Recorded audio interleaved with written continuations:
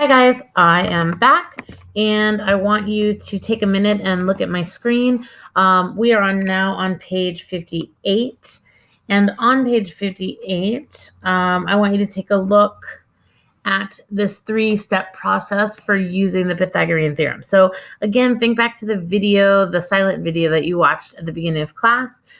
She had the circle with the water, the triangle is in the middle, and you have the two smaller legs and then the hypotenuse, and each one has a square built off of it. So let's think about that. A square's area is side length squared, right? Because base times height is how we usually find the area of a quadrilateral, a rectangle or a square. But since the square's sides are congruent, it would make sense that the area of a square is just s squared. So if we think about, and I'm just going to go ahead and draw for a second, take a look at the bottom right hand of the screen. If you think about a triangle, usually in a right triangle, the way we see it labeled is side A for one of the legs, side B for one of the legs, and then side C is always the hypotenuse.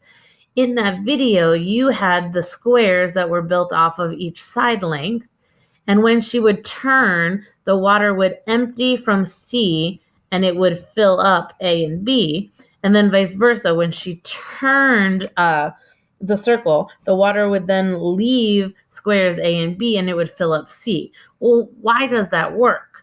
That works because we know in a right triangle, A squared plus B squared. So essentially that square's area, right? Side length times side length, A squared plus B squared is going to be equal to C squared. So keep that in mind as we kind of work through this theorem today. So essentially what we're doing is we are proving today that the Pythagorean theorem actually works. Because remember what I said in class, if you're proving a theorem needs to be proven, right? We don't take it for granted or take it as truth like we would a postulate. It's not just a theory. So what we're going to do here is take a look now. So in the first one, I think I've talked long enough for hopefully you to have kind of copied what I have down. I thought it would be easier to talk through it if I already had some of the stuff written down for you, but I'm going to go ahead and highlight. So ABC is my original triangle. Okay, that's the large right triangle. And then if I break that into the similar pieces, the smaller triangle ends up being HSB. So I'm going to highlight that in purple. And then my smallest triangle, let's see, I'll try to go with something different. Let's go blue. The smallest triangle will then be RHA, right? And that's right here. So those are the three similar triangles that are created. Our smallest legs are going to be A, B, and A is the smallest leg of triangle 1, H is the smallest leg of triangle 2, and R is the smallest leg in triangle 3. The longest legs are B, S, and H, and then the hypotenuses respectively are C, B, and A. So you can kind of see how they line up, because remember, I have to keep the sides in the correct proportion in order to create step C. Step C is setting up that proportion that will then correspond the sides. So R over H is going to be equal to H over S. And again, you can see that because I will highlight for you, but R over H, that's leg over leg, is going to equal H over S because that's leg over leg. Same goes for C over B, hypotenuse over the longer leg, being equal to B over S, right? So we're just setting up the corresponding parts. And then finally, R over A, right? The short leg and the hypotenuse will be equal to A over C. And those will always stay in proportion. So now that you've kind of seen it in the abstract, the first question is asking you to redraw the triangles separately so that you can see the actual side lengths.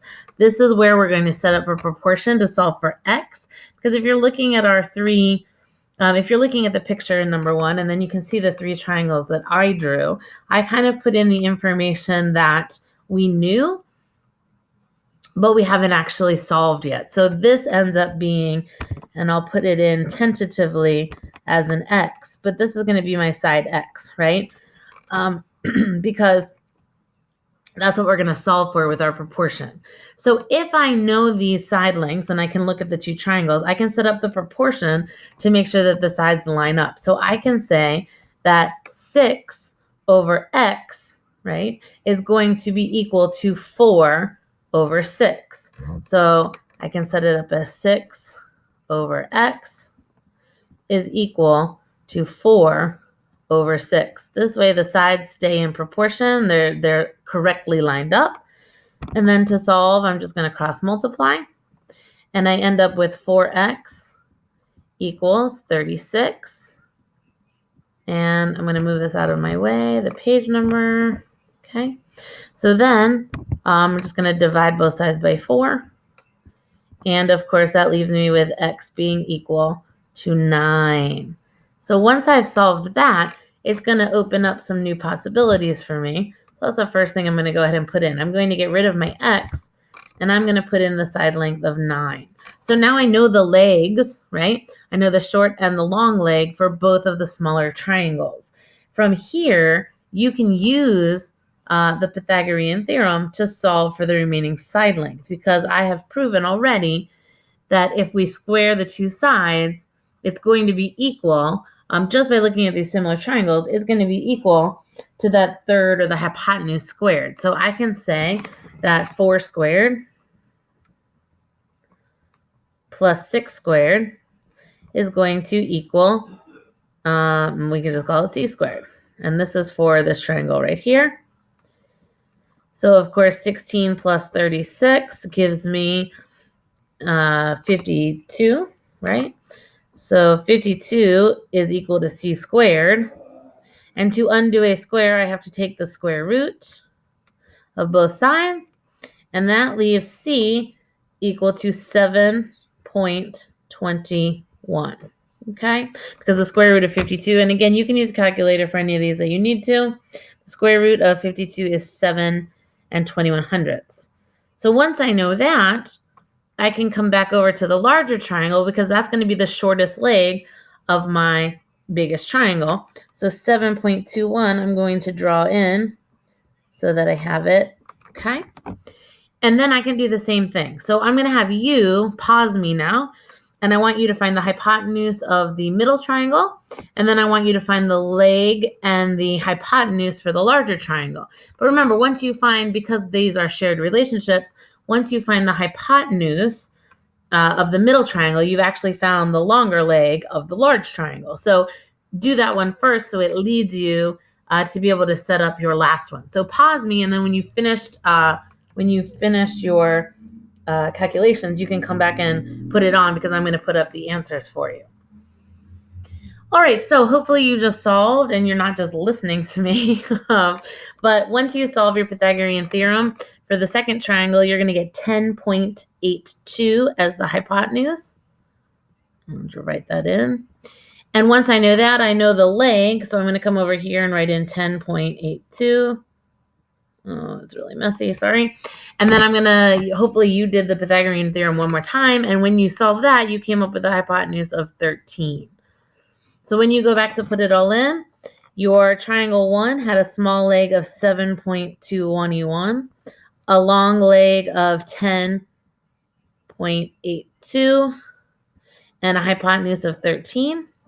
Your middle triangle had a short leg of 6, a long leg of 9, and a hypotenuse of 10.82. And then finally, your baby triangle, the smallest triangle, had a short leg of 4, a middle leg of 6, and a hypotenuse of 7.21. So now, if you'd like some extra practice, you can go ahead and try number 2. But this is where I am going to bid you adieu, because you have all of the notes that you need. What you're going to do now is you can turn me off, and you are going to work on pages 59 and 60. And you're going to try to kind of go through those and solve. If you want to work with a partner, I'm fine with that. But when you finish, you can go to the third link in the modules, and you can check your work for both 59 and 60. But I have also posted a PDF of this entire day. So you will have the warm-up you can look back over, the homework you can look back over, and all of these notes. Let it percolate a bit. I know this is not the easiest, and I appreciate you trying your best and working it through. And then if you have questions, I will be happy to answer them when I see you on Monday.